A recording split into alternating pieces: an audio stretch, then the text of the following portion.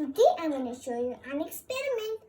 For the experiment, we need 2 glasses of water, 2 teaspoons salt and 2 lemons. So I'm going to put 2 teaspoons salt in one of the glasses.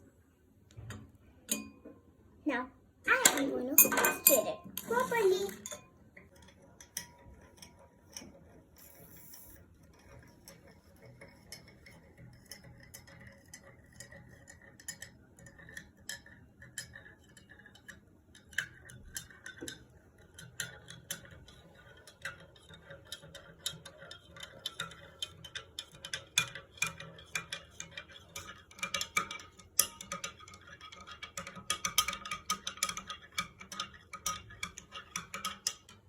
Now I think that's enough. Now I'm going to put both the lemons inside the water.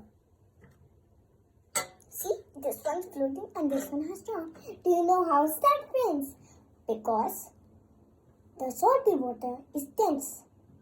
So the buoyant force is more than the gravitational force. Bye-bye.